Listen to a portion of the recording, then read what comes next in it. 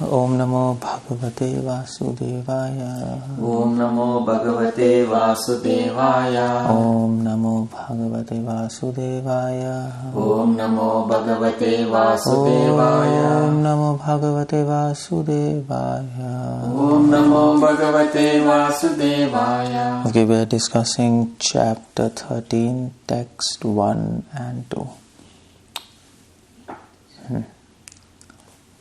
Arjuna Uvacha. Arjuna Uvacha. Prakritim Purusham Chaiva. Prakritim Purusham Chaiva. Kshetram Kshetragyam Evacha. Kshetram Kshetrajna Evacha. Etad Veditum Ichchami. Etad Veditum Ichchami. Jnanam Gyayam Cha Keshava. Jnanam Gyayam Cha Keshava. Shri Bhagavan Uvacha. Shri Bhagavan Uvacha. Idam Shariram Kaunteya. Idam Shariram Kaunteya. Kshetram iti abhidhiyate. Kshetram iti abhidhiyate. Etadyo vettitam prahu. Etadyo vettitam prahu. Kshetragya iti tadvidaha. Kshetrajna iti tadvidaha.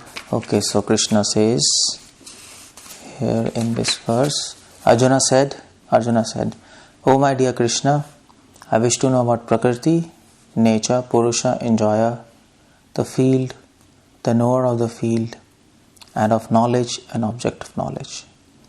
The Supreme Personality of Godhead said, this body, son of Kunti, is called the field. One who knows his body is called the knower of the field. So I'll proceed further afterwards. So here Arjuna is asking some questions, and Prabhupada writes in the purport. Let's read this and I'll explain you. Arjuna was inquisitive about Prakriti. That Prakriti means nature. And what do we mean by nature? Nature means these 5 elements: earth, water, fire, air, ether, and the combination of that. And of course nature also includes mind, intelligence, ego, all what is matter, that is nature. So Arjuna said, I want to know about this. Purusha, I want to know about Purusha. Purusha means soul and supersoul, both. Because you know what's the meaning of Purusha. In Sanskrit, Purusha means Purusha has 2 meanings. So one is Puraha. Puraha means city, and Saha means he, one who lives in the city. So who is living in this city? In this city of body, we are living, and also Krishna is living as super soul. Therefore, super soul and Krishna both are called, or Krishna, super soul and soul both are called as Purusha. And then Kshetra. Kshetra means field. Kshetra is a city, this body. And Kshetragya means one who knows this city. Or in other words, one who owns this city. So who is the owner of this city? Actually it is Krishna, super soul. But we claim to be its owner. That's our problem. So Kshetragya can be both. Soul and super soul, but super soul knows more about this city than all of us. And then knowledge. And knowledge is what? Jnana. Yeah. And the knowledge and object of knowledge, that is Jnanam and Gyayam. So Arjuna is asking so many questions. Now the point is, the point here to note is that these are the questions which we should be asking. These are worthwhile questions.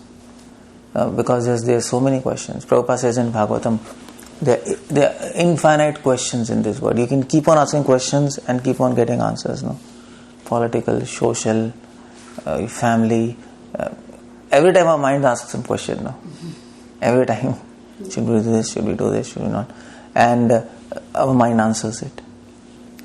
So, but the point is, which questions are worthwhile? Which questions are worthless? Which questions are practical, by the same time which questions are necessary. So these things we have to understand. So it is said some questions might be necessary, but not sufficient. You understand necessary and sufficient? So to fulfill the aim of a life, some things are necessary. Just like, okay, what juice should we buy in Trader Joe? It's necessary. We have to eat something. No, what fruits? But it's not sufficient to make our life successful. So necessary questions we ask, unnecessary questions we don't ask. That's a waste of time. What's there in WhatsApp and what is happening? That's a nonsense. But we can't lose sight of sufficient questions, which is sufficient, which will make our life successful. And those are these questions. 1, 2, 3, 4, 5, 6 questions. There are 6 questions. What is Prakriti? What is Purusha? What is Kshetra? What is Kshetragya? Knowledge and object of knowledge. So anybody who asks you, so you can tell your friends, okay, there are 6 questions which we should be talking about. All other questions are actually of no worthwhile. It's of no value. So, okay, so let's see. So how does Krishna answer that? Let's see about this. But before that, if you want to translate these questions into a practical and scientific way, how do you do that? If you tell, okay, there are only 6 questions worthwhile asking. What is Prakriti? What is Purusha? What is Kshetragya? What is Kshetragya? He said, what's happening? No, you have to translate it into some modern language. Mm-hmm. So, how do we do that? So, there are 6 questions. So, what is the first question? Prakriti you can translate as what is cosmos? What is this universe all about? Now, that's a valid question. Yeah. You're living in this universe. What is this universe? He's holding this globe. So, what is his word? People asking this question, no? What is his word? What is his universe? Scientists ask this question, philosophers ask this question. So we can translate this Prakriti into that practical question. What is the sky? What are stars? What is sun? What is moon? Okay, how do you translate this question as what is Purusha into ordinary language? Who are you? Okay, yes. Who are you? This is a good question, yeah. Purusha. Yeah. Who are you? Yeah. Then you can relate, okay, yeah, this is a good question. Okay. How do you translate Kshetra as? Where do you live? Where do you live? Yeah, you can say like that. Who are you? Where do you live? Yeah. Body. But where do you come from? Mm-hmm. But do you ask this question like where do you live? It's not a. It is not a usual question in philosophy. No, you've never heard this. Is there some common question which you can relate to? Who are you? They can relate to. Everybody has heard. Yes. Who are? This what is a good. What is under your control? Field. Kshetra means body. So you can. So probably you can ask this question. What should be translated? How much of this body can you control? You can't just. But control. You can't introduce the term control here. No? You can't use the body. Field. What I told. Owner. Field. Yeah. Kshetragya. No. Soul and the supreme. Kshetragya. Kshetragya its controller. So there, you have to ask this question. Okay. Who are you? You are soul. But then, how much things are in control in your life? That's a good question. Okay, you are leading your life. Now, are you independent or are you dependent? And this question he will relate. Yeah, everything is not in my control. So that is Kshetragya. And Kshetra about body. Both can be combined. Probably, perhaps, yeah. Yeah, probably. We'll think about that. Okay, what about knowledge? What do you ask? Jnana. What question you want to ask? What is the most important thing to know? Yeah. So what is true knowledge? What is reality? This is a common question, no? Spirituality. Yeah. What is reality? And they will relate. Okay. And the object of knowledge. What is aim of life? Object of knowledge. So now these questions become relevant. So Arjuna was asking in a technical language. but we have to ask it. For body you can ask, why am I suffering? Yeah. This body is source of suffering. That's what we know, no? Yeah. So now it makes sense. Okay, what is this universe? Who are you? Why am I suffering? Yeah. And How do you control? So how much is in our control? Our life, how much is in our control? Then what is true knowledge? What is reality? And what is the aim of life? It's a good question. 6 questions. Yeah. And then, so where are the answers? Then you can develop your... Okay, these answers are in Bhagavad Gita, not with science, not with philosophy. So what I am trying to show you is, you can read Gita, but you have to translate it into modern language. Otherwise even you will also not be able to relate to this. You will say, okay, there are 6 questions. It will become theoretical, no? Prakriti, Purusha, Kshetra, Gyan. And what is the 6th one? I forgot. Let's see. Gyam. Okay, good. Finish. That doesn't happen like that. So anytime you read Gita, try to translate it into modern language. Okay, now it's good. So first question is, who am I? What is this universe? Prakriti. What is cosmos? Okay, so Prabhupada says, when he inquired about all these, Krishna said that this body is called the field. So Prabhupada is talking about body. And one who knows this body is called the knower of the field. So Krishna doesn't start with the question, what is cosmos and who are you? Krishna starts with the second question, Kshetra and Kshetrakya. No? Is it? Yes. Idam shariram kaunteya kshetramiti avidiyate. So he doesn't start with what is cosmos and who are you. He starts with what is body and who is a knower. Why it's like that? Why it's like that? Why it's like that? He's saying it's easier to understand you first. No, but then he should have started with Purusha. Who am I? Because we are conditioned soul. Where he starts with body. He's starting with Purusha, right? No, he's starting with Kshetrakya. Answer. Idam shariram kaunteya kshetram iti avidiyate. The field. He misses this Prakriti and Purush. He doesn't. Okay. Where is, you see second verse? Where is Prakriti Purush? Yeah, it's not field and knower of the field. Yeah, it's not there. It's not there. Knower of the body is different. You are not this body, you are the knower. And then the question comes, who is a knower? And then you can talk about soul. You're getting point? So Krishna is going very systematically. And that is why Prabhupada says in the purport, you can see the purport. So when Arjuna inquired about all these things, this third line of the purport. Krishna said that this body is called the field, and one who knows his body is called the knower of the field. You see, simple. So this body is a field. This body is a city where we live. And person who is living in this, he knows this. He is conscious of this, no? People can understand. You are conscious of your body? Yes, I am conscious of my body. Are you conscious of this sofa? No. Actually, no. I can perceive this, but I'm not sitting in, I don't know how, if it feels like that. Or am I conscious of Mahesh? No. So I might be aware of him, but as far as experience goes, I don't know what it feels like to be sitting inside his body. I don't know.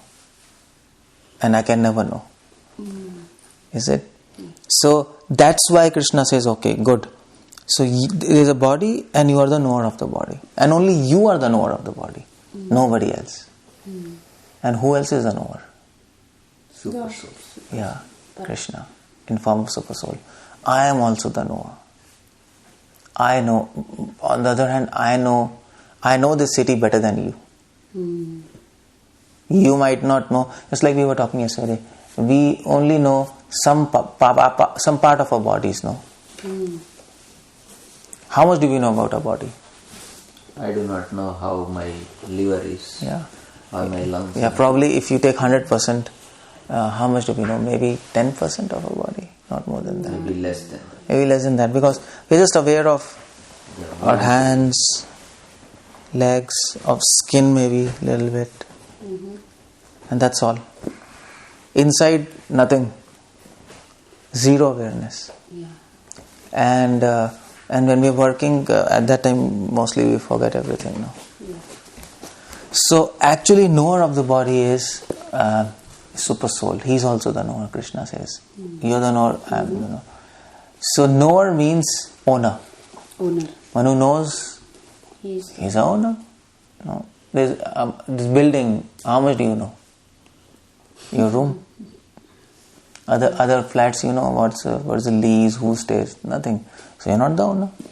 Owner will know, what's happening, where is everything going on.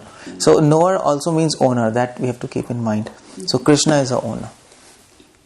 You're not the owner of this body. But the point is, we don't feel like that.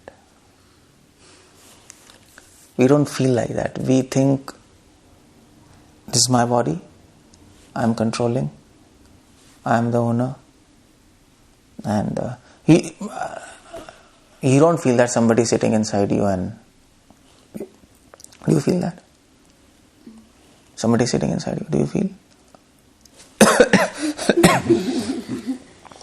If that happens, you might get frightened, When you start chanting... There's some ghost inside me, my God, what's happening? You get scared. Okay. And that's why it is said that first experience of spirituality will not bring love, it will bring fear. Because suddenly you will find, my God, I'm not this body, somebody else is controlling my body, and you get fear of your life, That's the first experience of spirituality. Then slowly, but you have knowledge. So you take that experience, you allow that experience to come, and then slowly it becomes settled, and then you try to reach love. I You see? heard a few, sorry Prabhuji. Yeah. There was one, not a lecture, one story which came recently. I saw on YouTube. This lady who comes out of the body, Outer body experience. Yeah. And she could see that she was getting. There are many. So many. There are many experiences like that. It is still not being aware of the knower or anything. Yeah. You just come out and see something. That's it. But you don't know what's inside. Yeah, that's something. So they don't know that somebody else knows my body. That experience they are lacking. Okay. They can experience I have separate from body. That's another thing. You know outer body experiences? I've heard that. Yeah. Who? What? I've heard that before. You have heard that? Yes, you have heard now? Yes. Yeah. So, but Krishna, but here we are talking something else. We are talking, you'll be aware somebody else is inside you. Okay. Not you, only you. No, just the soul. Yeah, not just you. Super soul. So that super soul is there. So that feeling has to be there, that experience. And that is called self-realization.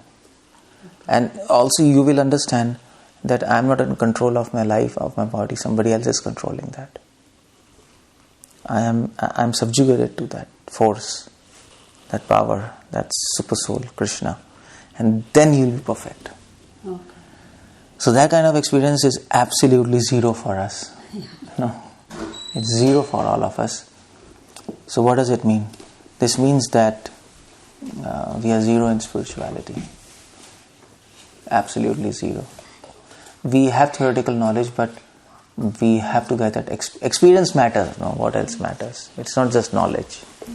Everybody can have knowledge, but we are experiencing souls, and we have to experience. Otherwise, until unless our knowledge doesn't become experience, it will not become reality for us. It cannot. Until that time, we will be an illusion. So it's a very deep question. What is a field and who is a knower? Krishna says, okay, this body is a field, you are the knower, I am also the knower, but you don't know me. I know you. So it's the other way around. So you know body, that limited, but I know body and you both.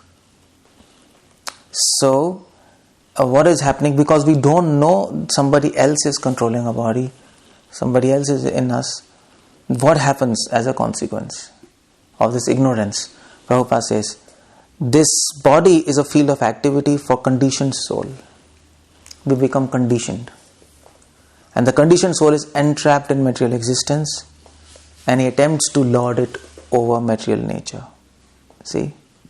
So as a result of that, of our ignorance, we become trapped in this body. Or in other words, we become attached to this body. And we think, okay, I am Keshav Anand, I am Mahesh, I am Sandra or whatever. And we become attached to all these things.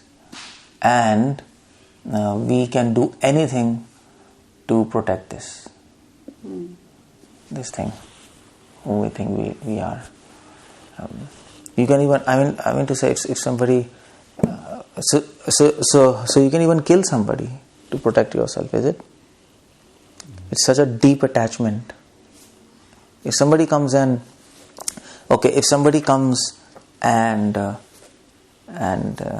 maybe takes a stick and bangs this sofa, you might shout at him, but that's pretty much, that's okay, no?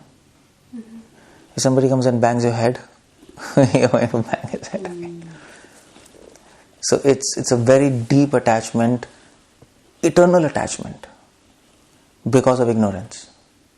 We are ignorant that this is somebody else's property. Just like this house, you're not attached to this house. You know it's not mine. So you don't rent, no? Mortgage? Yeah, we are on rent. So, okay, fine. But when you buy a house, then you'll become attached to that. Okay, it's my house, okay. But you have to leave, so that's okay. You can go somewhere else. So that's the point. That's why Krishna says, conditioned soul is entrapped in material existence. And he attempts to lord it over material nature. And we start thinking, this is my body, this is my city, I am the owner, and I can do anything with this. I can do anything with this instrument. And one of the portion of this instrument is mind. Is it? So we generally think we can do anything with our mind. We can think anything. Claudia was asking. What should we think? Well, first you have to know that you can't think everything, because you are not the owner of this mind.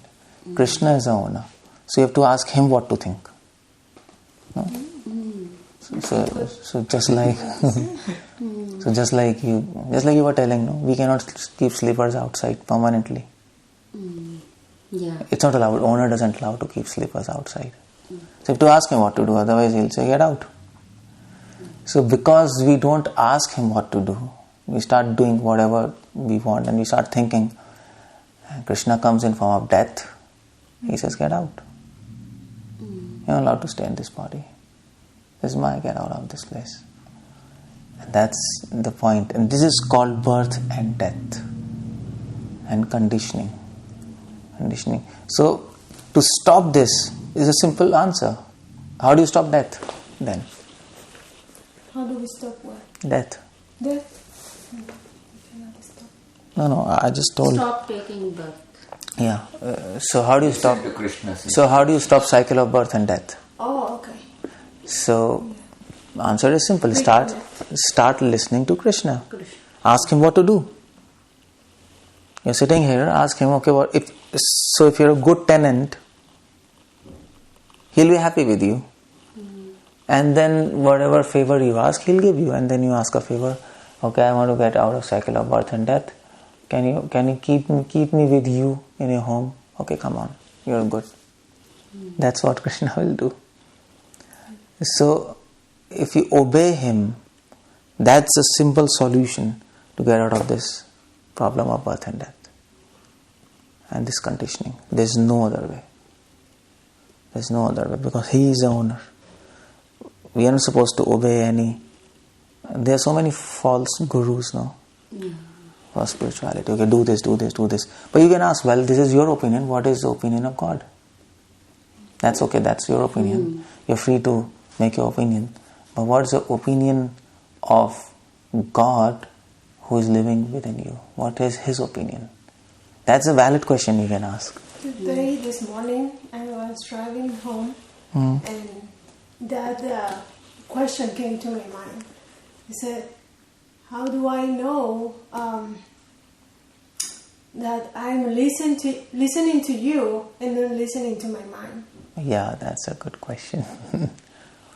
That's a good question. How do I know that what Krishna speaks and what our mind is speaking? That's important, no? Yeah. So we ask Krishna, okay, what to do? He'll tell you. One way to know what He wants is through scriptures. That's one way. So Krishna says, I want this, I want this, I want this. Okay. So if and then there is mind speaking something inside. Oh no, this shouldn't run like this, this shouldn't run like this, this shouldn't run like this. But then there is some even when you become realized, when you advance, Krishna is not speaking only externally, but internally also. He'll give you intuitive knowledge. Intuitive. So mind, when we'll start reading this, and you're sitting, one thought will come. Okay, let's see some television. Another thought will come. No, it's time waste. Yeah. So what should we follow? Which is the voice of God, and which is the voice of mind? Here it might be simple to understand. Okay, if you see television, it's time waste, and if you don't see, that's okay. Let's chant. But sometimes it's very difficult to distinguish. It happened to me just this weekend that my son wanted me to watch something to him, and with my husband. He said, come, let's watch this. And I said, yes, I'm coming. Then suddenly, this thought came to my mind. Why are you going to watch that? Truly. So that is, thought came to my mind. And then I said, I later go with you. Yeah. So this is Krishna whispers. He's saying, mind is saying, but because we are not trained to distinguish between his voice and mind's voice, generally people get confused. They are not trained. So that is called Paramahamsa. Paramahamsa, you have heard this word? Devotees are like Paramahamsa. They can separate milk from water. So one thought with another thought. So how do we do that? Here it is easy. It is easy for you. Why? How did you know that this thought is good, that thought is bad, or this thought is coming from God, that thought is coming not from God? Because you had knowledge. You heard Gita, so you know, okay, this is good. But people who have not heard Gita, how do they decide? Okay, please come and watch TV. Another mind will say, no, I don't want to go, I'm tired. But well, they're calling, let's go. How do you decide? But now you are able to decide because you know that that's time waste. Krishna doesn't like that, so soul decides, okay, fine, forget it. But sometimes it's very difficult to understand what's the voice of God and what's the voice of mind. Just like Bharat Maharaj, story of Bharat in Bhagavatam. He became attached to deer. Jada Bharat. Jada Bharat. She doesn't know. You don't know about that. So in just 2 sentences, he was a big king of the earth. He left entire kingdom. He went to forest and did meditation on God, chanting His names. He was so advanced that when he was chanting names of Krishna, he was getting tears in his eyes. Alone in the forest. No fear, absolute renunciation, detachment, love, almost love. But then one day he saw a deer. A deer. No, oh yeah, I heard that. You heard that? Yeah, the story. And then he became too attached. He became attached. So the point was, he saw a deer and it fell into a river. And then he was thinking, should I save him or not? And then his mind said, no, you're a saint. You should be compassionate. Yes. Or you're complete nonsense. You should save him. Otherwise you're nonsense. So he saved him. The mother died, but that deer was pregnant. It gave birth to a small deer. The mother died. And then he was thinking, should I leave him here or not? Newborn baby deer. So his one voice came in his mind. no, you should leave, like what you should practice spirituality. Another voice came, no, it is not religion, it is not dharma to leave a small baby here. Animals will eat it, and you should have mercy, you should have compassion, you can't be stone-hearted. And he was confused. So what to do with that? And somehow he chose the wrong decision. To take care. Yeah, to take care, and then slowly forgot his spirituality. And he became attached to deer, and he became deer in the next life. So, but yeah, I heard that, and I still have the question of the same. Because this dilemma came many times in our lives. Yes, so how to distinguish? At that point, when it is difficult. Yeah. And a simple scenario of this is, you have prasad and you have nice sweets. Okay, should I eat or not? So one voice will say, it's prasad, come on, you can't leave it. And then you say, yeah, there's prasad. That's a very good question for us. So that is difficult, no? So how to distinguish between his voice and our mind's voice? That's very important. So for that, what do you do? How do you know? How do you do? One solution is you get more knowledge. So then you can know. Okay, you can understand. You can understand, exactly what he wants. And then you can decide, okay, he wants this thought, he doesn't want this thought. But sometimes they are both instructions. Krishna says, okay, this is prasad, you should not waste prasad. But at the same time, another voice is, well, don't do sense gratification. You are eating for your taste. Yeah. Eating for pleasure of Krishna. So at that point it might be difficult. So what to do? There is just one solution for this. If you don't have knowledge, much knowledge, sometimes it's confusing. There's one solution. Anything which keeps you, which helps you to attain detachment from sense gratification, keeps you away from matter, keeps you away from this world, choose that. So if you're eating sweets and one voice comes, it is prasad, you have to finish. And another voice comes, well, you're eating for your taste, stop it. No, don't eat it. Don't eat for your taste. Taste here doesn't mean, when you eat you will get taste, of course. But taste means like, for the taste you get. Yeah, taste means unnecessarily indulging. You have eaten 2 sweets, but you want, okay, I can't live without it anymore. That's not a good idea. Stop it. That's one solution for recognizing what is the voice of Krishna. But that might not also help. Yeah, that even is, I think, easier than coming back to the example of the deer. Deer, yeah. That's a difficult, tough decision. So for that, you should have association of devotees. And that was the problem with Bharat. He was living alone. Prabhupada says he didn't have association of devotees to tell him this is not a right decision. So that is why devotion, we need to be surrounded by good devotees. When such kind of decisions come, they can tell. The devotees can be right. That is another thing. So one is association of devotees, and another thing very important is you have to be prepared, otherwise you'll fall down. You should have spiritual strength. Your chanting, your consciousness should be very pure and stable, otherwise it can be very confusing. So Bhaktisiddhanta used to say, people who are neophytes, who are new people, in devotion, they're at big risk. They can fall down any time. So he says, quickly at least come to middle platform, Madhyamadikari. Has become advanced to a sufficient condition where you can recognize what is mind's voice, what is God's voice, and that will come by mercy. When you're sincere, when you chant nicely, when you're trying to introspect within yourself, introspection has to be there, no?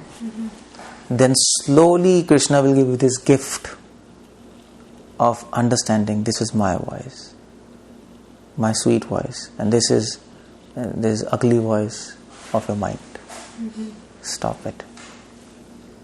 There's no other way. There's no other way. We need mercy of Krishna. We are bound to fall down. Bound to fall down. So Bhaktivedanta says that is why people who are not sincere, they're at big risk. Big risk. Their devotion, they leave their devotion in between. Mind will force you to leave Krishna.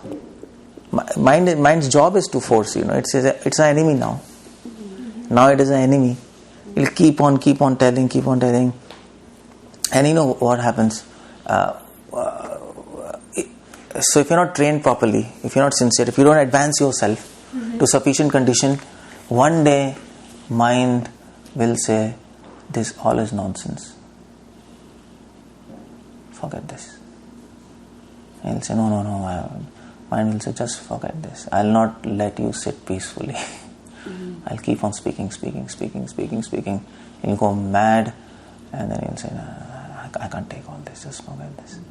Mind is very powerful. Yeah. Very powerful. If you go mad, then what do? You don't have control on mind. If you're mad, you can't even come here, you can't even sit. Your mind will do whatever it wants with you. They're psychiatric patients, no? Many psychiatric patients say, we can't control our mind. Some thoughts come, we can't control. No, it happens like that. Yes.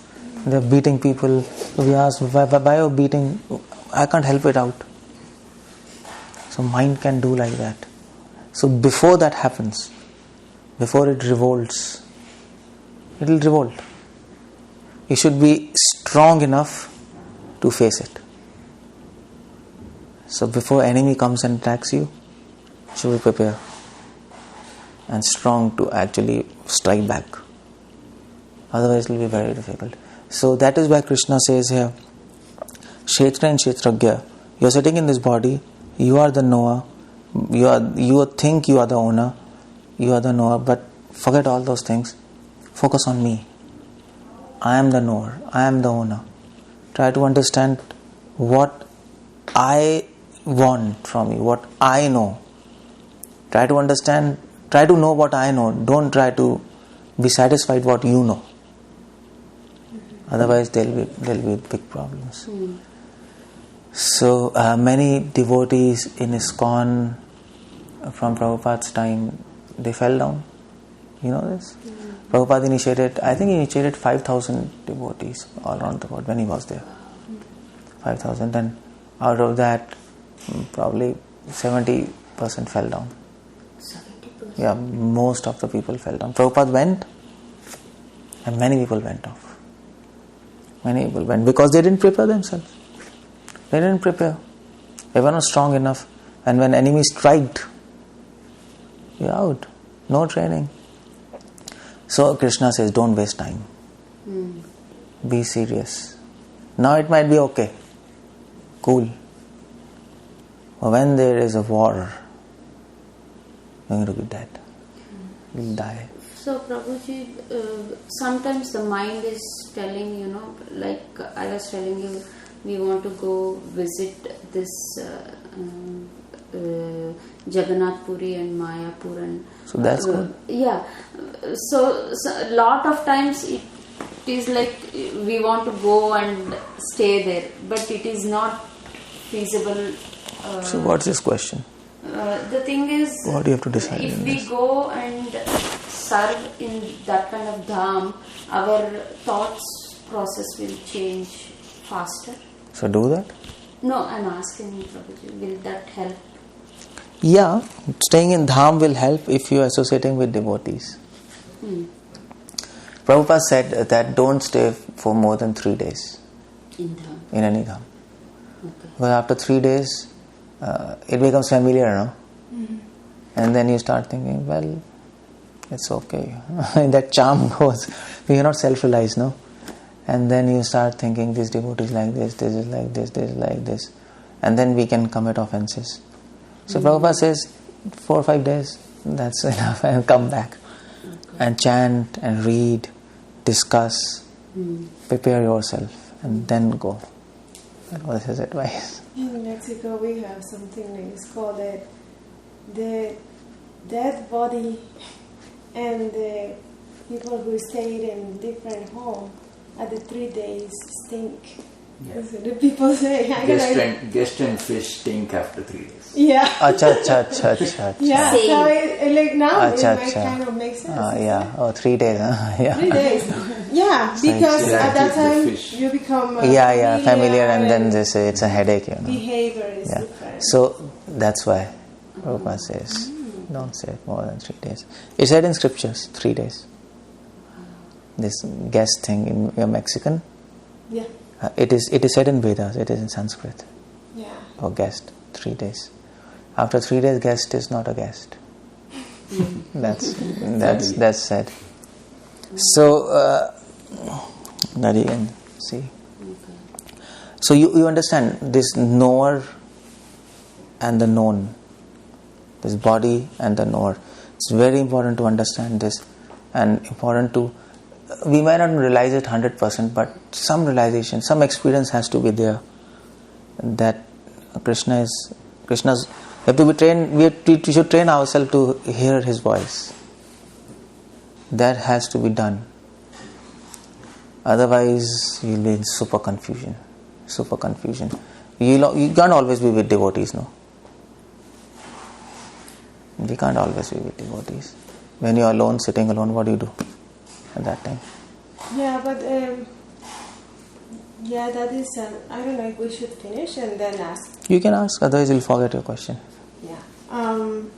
This many situations you have to be with other people who is not at home.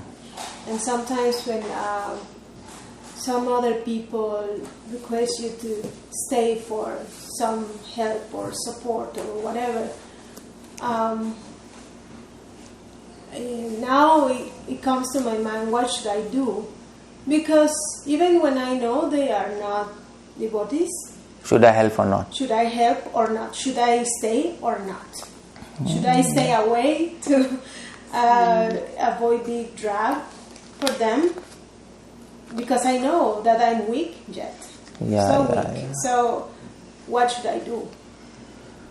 Well, if you can avoid, it's good to avoid. If you can. I can, but I don't know. Sometimes, no, I'm talking about circumstances, not just your mind now. If circumstances are like that, you cannot avoid. You can't do anything. Suppose your husband and your child say, we want to go for a movie. You say, no. Monday says, we want to go. So you're forced to go. Or maybe some hotel. So that's circumstances, no? So that's, in that context, sometimes you have to do some things which you may not like, you don't want to do. Because if you don't do, then it will be chaos. Yeah. No? Everybody get messed up. So that is some practical maturity. So that needs practical maturity. But as far as your friends or whatever, if you can avoid, it's best to avoid. I don't know if this is a wrong idea, but I always thought that even before getting to this knowledge, that if I have some better situation than others, You should help them. I have the responsibility to be there and help them. Yeah, that's the most common understanding for most of the people who are actually better than others, who are not bad people. They think like that. Not better like a person, in better position, better circumstances. Yeah, that's what I'm saying. So you feel like that. Okay, that's good. But Krishna says both bad and good are illusion. It will bind you. But if you want to help them, helping nature is good. If you're in a better situation, you should always help. But you should know how to help. Yeah. That's the point, no? Every compassion is good. Compassion is not bad.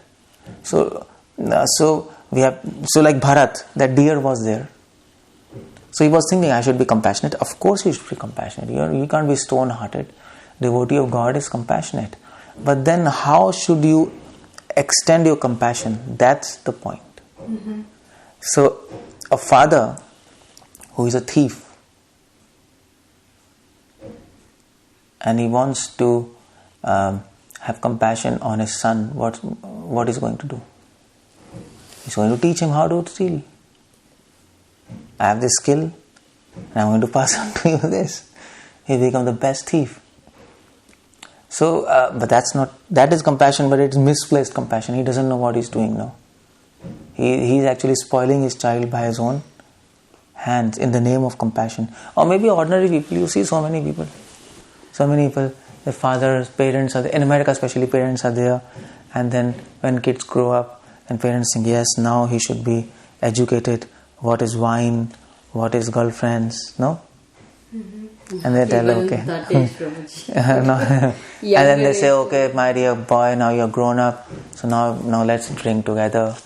Now you should know. And now you should know. Now you should know something about girls and boys. And this is how you should behave. This is how you should make friends with girls. So he passes on all his knowledge, all his trash to him. But he thinks, I'm helping my kid. Yeah. I'm giving education. Yeah. So that's the point. So before you extend compassion to others, you should know how to help yourself. If you don't know what will benefit you, how will you benefit others? Tell me.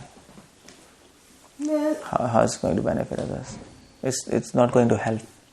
Well, the way I see it is the influence you are able to have. For example, if I have a good relationship, right? I'm able to influence to say, hey, let's come here, let's listen this lecture or something like that. So that's a good thing. Attract. Yeah. But if I'm not there and suddenly I come and say, hey, do you want to come? They are not going to come. I understand. But then for saying to them, you come here, you have to be with them for some time. Building building relationship. know. I can understand that. So it's the way I've seen, because I've been thinking about this a lot. Okay. But I cannot tell them, hey, come, and if you just come here one day and you tell me just come here. Yeah, I understand that. So what you're saying is if you are weak, like you were saying that I think I am weak, then it is even then don't keep it down. You should not do that, because if you're weak, there's a chance you can fall down. So in that, but she wants to preach. Yeah, so that's the point. Weak. So the point is. No, I cannot preach. No. Preach means in the sense you're bringing, you are assisting in preaching, no? Mm-hmm.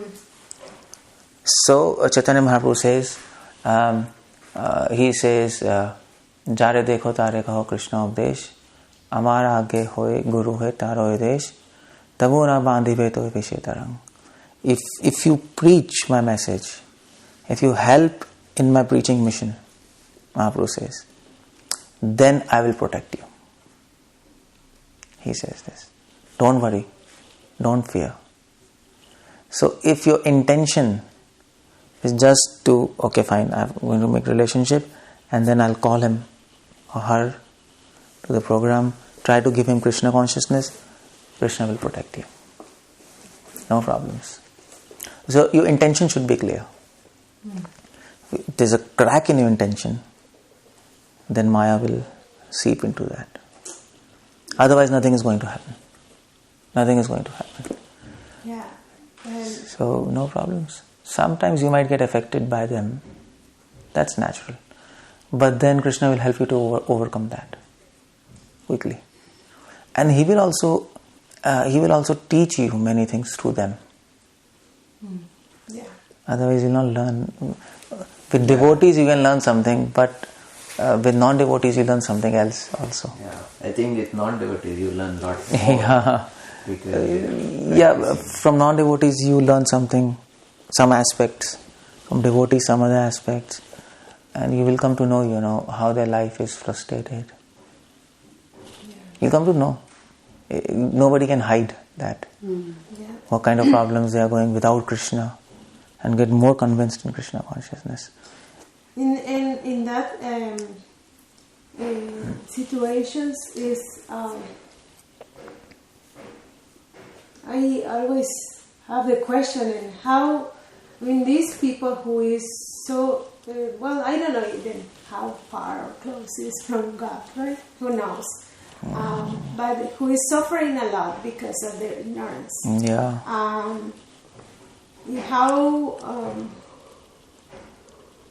How to even start a conversation? Is not possible. It's not. How to help them? Well, start a conversation with your friends, with anybody. Yeah, friends who are in. Just ask them what movie they like first. Don't tell them about Gita, otherwise they'll say he's trying to preach me. First listen to them. Then you make yourself listen, otherwise they'll not listen to you. So that's a conversation, okay. What movie do you like? What did you do in the morning? What did you eat? So, the point is everybody likes to speak about himself, no? Anybody, anywhere on this planet who wants to engage a conversation with you, why? He will want to engage a conversation with you, not for you, for him. You understand this point? Nobody wants to talk with you. They want to talk about themselves to you. Yeah. Because as soon as you start talking about yourself, they'll get bored of, no? Is it? They'll leave. Come on, So you have to ask those questions which relate to them. So, so what do you like? Where did you have fun? So then they will start talking. They want to tell about themselves. So after 10 minutes when they start talking, they are engaged with you. And then you can tell them, okay, so you like this, but I like Bhagavad Gita. I go to that program, I like this. These are the relevant questions. This is what the answers have become happy. So then they'll start listening to you. Otherwise, they'll not listen. This is how we start a conversation. So you're doing so many things. You're liking movies, this. So I also went to a program there. There were nice people. Like this, something like this. And then I read Vedas and Bhagavad Gita. It's just nice knowledge. And then you can start going. Prabhupada used to do like that. And somebody used to come. Once a cricketer came to Prabhupada to meet him, famous, or baseball player, I don't know. So when Prabhupada asking, so what happened in cricket? What is it famous? And all these things. And then he was speaking and he was really interested, And then after some time, then Prabhupada started speaking his philosophy. Okay, but Krishna says, and then he was hearing, because you are obliged to hear.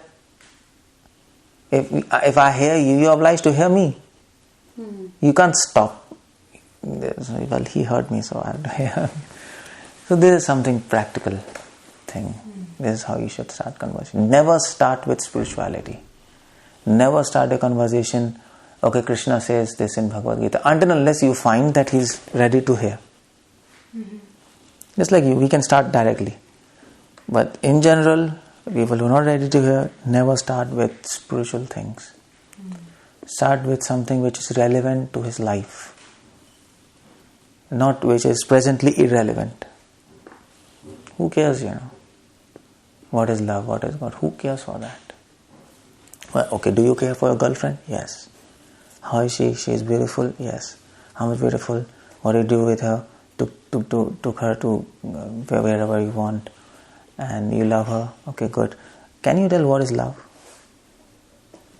So it started now. Now he'll start thinking, what is love? And then you can take on from there. Okay, love means this. Lust means this. God is this. True love is for God. It is not for anybody in this material world. It is also a reflection of love in this material world. So if you want to be, so you're so happy loving your girlfriend, you can imagine how happy you'll be loving God. So that's true. So that's how you have to do. You understand? So, okay, so that's the point, and let's finish this quickly. And so, according to his capacity to dominate material nature, he gets a field of activity. So Krishna says, we are the knower of this body, and the more we think we are the only knower, we'll become attached and we'll get another body. That's all. Finish. We'll get another body. Thus that field of activity is body. And what is body? Body is made of senses. What is body? Senses, no? Eyes, ears, nose, throat, hands, legs. So 10 senses, 5 working senses, 5 knowledge acquiring senses. Is it? Our body is made of senses. Yes.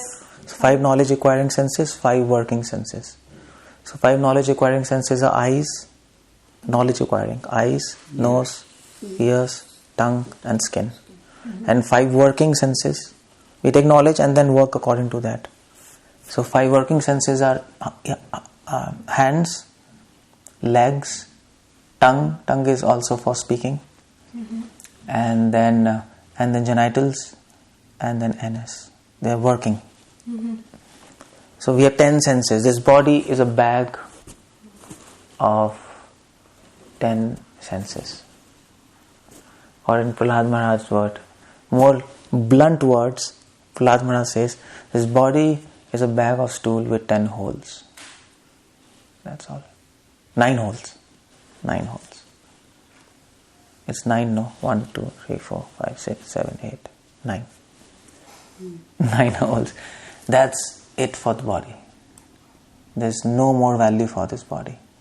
This body is of no value more than this. It's a bag of stool with 9 holes. That's all. Any other thing we think about this body is illusion. It's absolutely illusion. So that is why self-life saints, they don't waste their time on body. They take care of body. They keep it healthy. You need a healthy body for sound mind.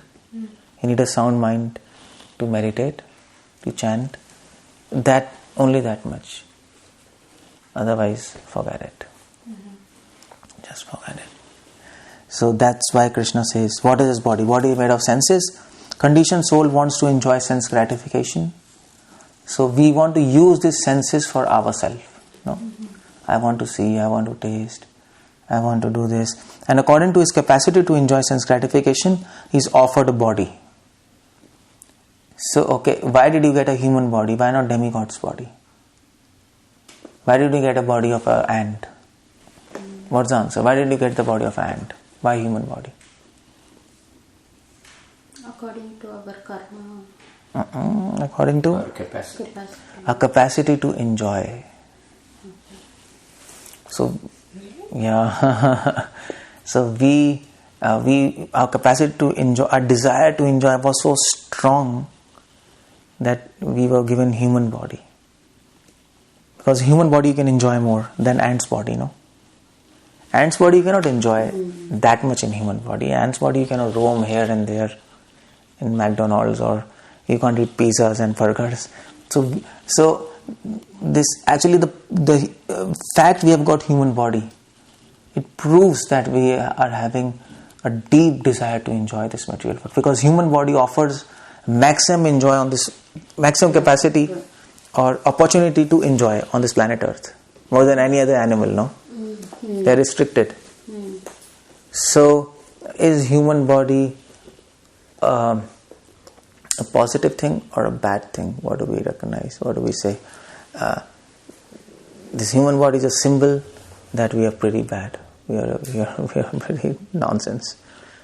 Otherwise we would have taken some animal body. My son asked me the other day, how do you know that it is not enjoying in the same way as you? How do you know what it thinks? Because we were talking about the difference between... Yeah, thinking is... Yeah, but you can simply know. I mean to say, even though he is thinking, he might be thinking to enjoy a pizza, animal, but he doesn't get a pizza, no? His circumstances are forced. Animal, even, okay, animal can see aeroplane and he can desire, oh, maybe I was in aeroplane, but he can never go there. Unless he's a pet. Otherwise, you can't go. So you don't... An animal life, you're forced not to enjoy certain things. You're limited. You don't have freedom. You don't have home. If you're just... The dog can see people eating in the restaurant. But he can't do anything. He'll just keep on. So facilities are not there. He can't speak. What about the enjoyment of speaking? Jokes. He cannot think. He can probably bark or he can speak in his language, but of course we all know that animals don't have a developed language. No. He can't enjoy philosophy. He can't ask questions, who am I, who is God, what is reality. He can't enjoy science. They can't think maths and complex things. So mental enjoyment is not there for them. The intelligence is switched off for animals. They can't think in animal life. So not only bodily enjoyment, we are talking of mental enjoyment level of intelligence, enjoyment at the level of emotions. They can't enjoy complex emotions. Rudimentary emotions they can enjoy. Okay, my son, some wife or something. But human society have complex emotions, no? So we can enjoy that. So that enjoyment is very limited. Very limited. Another life is more simple, isn't it? We make everything complex. Yeah. The animal's life is simple. It's simple, but it's not necessary that simplicity means enjoyable. It's not necessary that complex is not enjoyable. It's not necessary either way that complex is more enjoyable than simple. Might be suffering. So it's very complex. So the point is, but anyway, their enjoyment is limited. That anybody can understand. Human life, there are more opportunities to enjoy. And you can do that. You're offered a body where you can enjoy more things. They are not offered a body where they can enjoy. Dog cannot speak, we can argue, we can do so many things. We have this sense. So like that, we are offered a higher intelligence than dog or animals. So why? Because we have the capacity, we have the desire to enjoy. So that's why dog will become human next life. Because dog will go to restaurant, he's saying, everybody is eating, what I am doing, bhau bhau.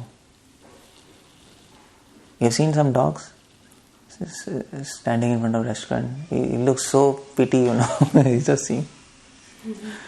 And what to do? Nothing. So next life, so he'll develop those desires.